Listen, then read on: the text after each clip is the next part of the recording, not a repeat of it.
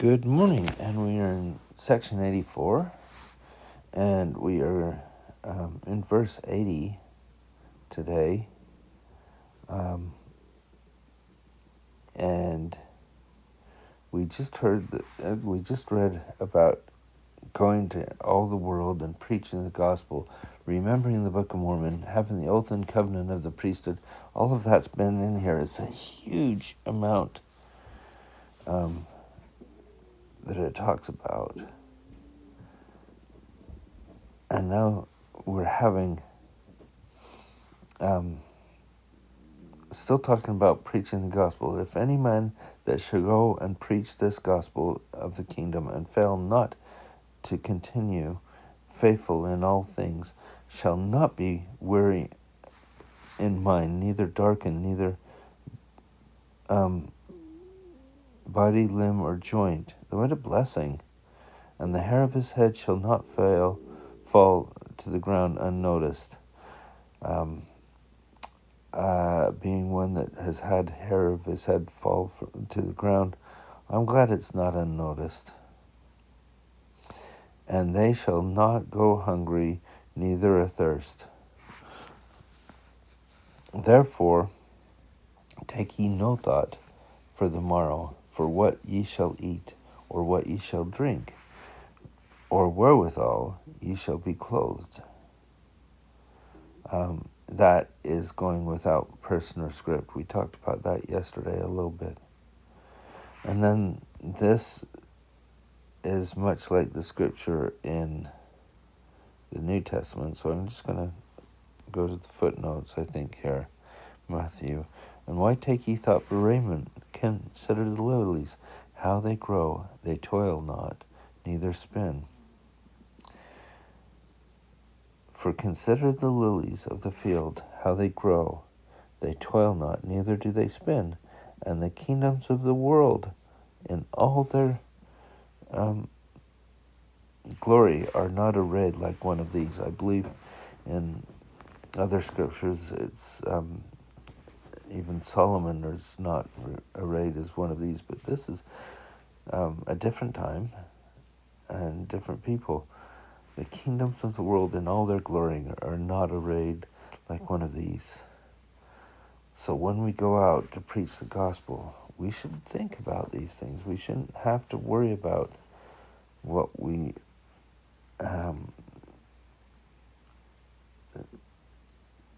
eat or drink. And I think we've come to a good point for missionaries where we can do that. Members of the church can help them as they're out on the mission, sharing through the ward to help these missionaries so they don't have to worry about their next meal or something like that. They will have the ability to do it. And even missionaries in the wards often get invited to the members' homes to eat and things.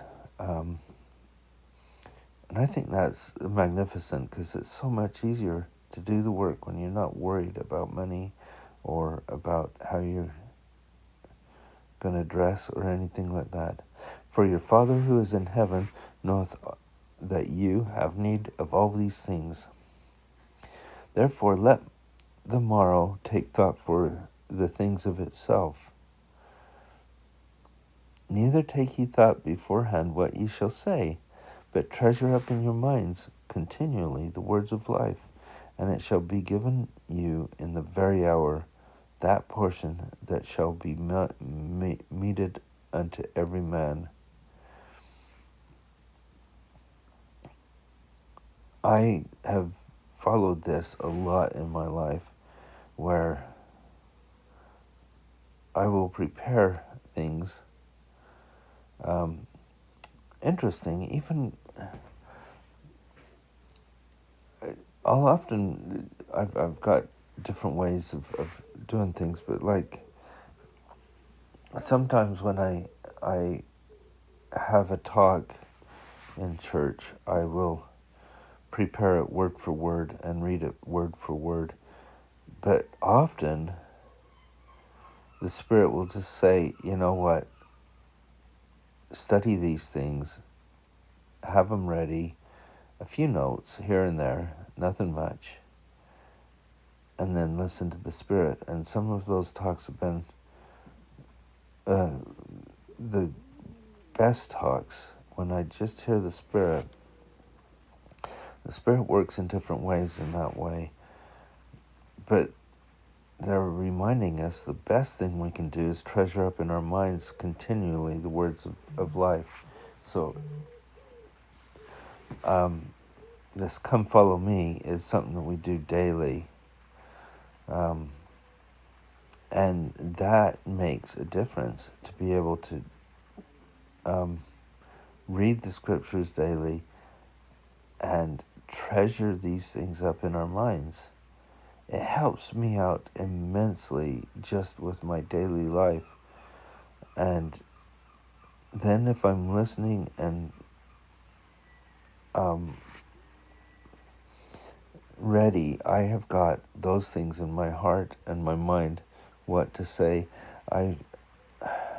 There's been times when what I've been studying during the week, somebody I'll know will just come up and out of the blue ask a question which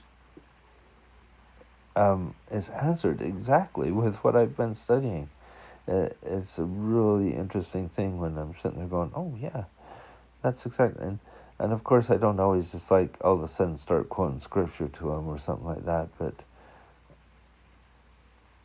I can then, because it's treasured up in my heart and my mind, be able to shape it into an answer that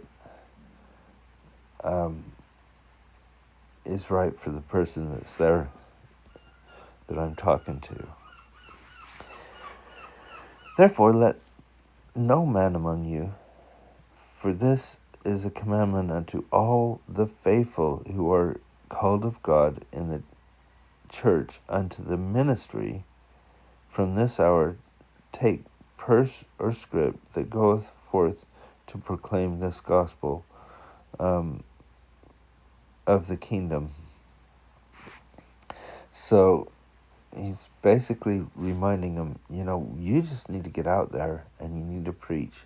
I'll take care of you from there. Behold, I send you out to prove the world of all their unrighteous deeds, and to teach them of a judgment which is to come. And whoso receiveth you, there I will be also. We've already talked about receiving. Remember the oath and covenant of the priesthood.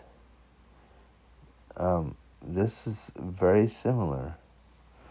There I will be also, for I will go before your face. I will be on your right hand and on your left, and my spirit shall be in your hearts, and mine angels round about you to bear you up. And whoso receiveth you receiveth me. Sound familiar? And the same will feed you and clothe you and give you money. Now, remember, this isn't to become rich or anything like that. That's not what it's saying there. It's saying they'll take care of you. You won't starve. And he who feeds you and clothes you or gives you money shall in no wise lose his reward. And I find that interesting, that the people who have listened to us, I can hardly think of anybody that I baptized that did not invite us over for a meal. Sounds funny, but it seems true that those that have joined the church when I was a missionary seem to be the ones that wanted to feed us.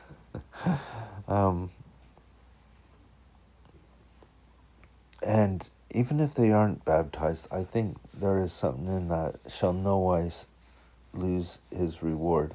And I think there is a reward to those. And I found great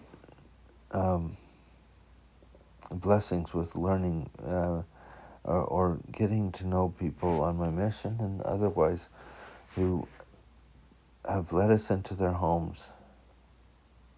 And he that doeth not these things is not my disciple, but by this you may know my disciples. So a disciple is one that shows those traits. He that receiveth you not, go away from him alone by yourselves and cleanse your feet, even with water, pure water, whether in heat or in cold, and bear testimony of it unto your Father which is in heaven, and return not again unto that man. Now, we could talk a lot about this. I've seen it before, where missionaries and that go, yeah, we're gonna, this is bearing testimony against them and everything like this. But the Lord knows their heart. I have a feeling that what this means and what it means in the New Testament when they talk about it, I don't know if that goes to the and whoso receive you not, nor hear your words, depart from the house and shake dust from your feet. We don't actually do this as in kind of a thing.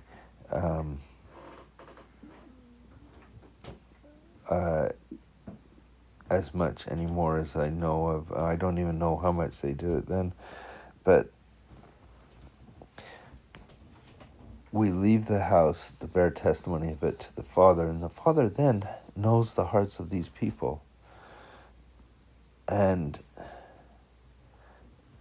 he will be the ones that judge them, and whether they receive it. We're talking about if somebody receives you, they receive Christ and the Father. And in whatsoever village or city ye enter, do likewise. But look how he says this. So he's saying, okay, there's going to be people who do not accept you. That's okay. You just move on. That's what I'm hearing. That's okay, just move on, Wash your feet, go. Get ready to go, Just keep going on. It says, nevertheless, search diligently and spare not. Woe unto that house or village or city that rejecteth you or your words or your testimony concerning me. Woe, I say again, unto that house or that village or city that rejecteth you or your words or your testimony of me. For I, the Almighty, have laid my hands upon the nations to scourge them for their wickedness. And the plagues shall go forth, and they shall not be taken from the earth, and until I have completed my work, which shall be cut short in righteousness. I love that part right there. So he's saying there's plagues and everything, and these things will happen until I have completed my work, which shall be cut short in righteousness. So the more righteous the world can become, the more righteous we can become, then the shorter the period is. This is what I get from it anyway, is when the plagues and everything else and the wars and everything will be happening. It's a big thing, and it's not happened yet, but I think it can be cut short in righteousness the more we do in righteousness and share. until all shall know me, who remain, even from the least unto the greatest, shall be filled with the knowledge of the Lord, and shall see eye to eye, and shall lift up their voice as with a voice together, and sing this new song, saying, dun dun dun, I'm not going to read the rest. That is for tomorrow. We'll sing the new song tomorrow. So we're going to finish in 98 today. It's a shorter thing. So I hope you have a song of the heart. As one of the hymns in our hymn book says, and there was the music written by my great-great-grandfather, oh, what songs of the heart we shall sing all the day. I hope you have a song in your heart today as you go out and share the gospel with other people. And I hope you have a wonderful day, and we'll see you tomorrow.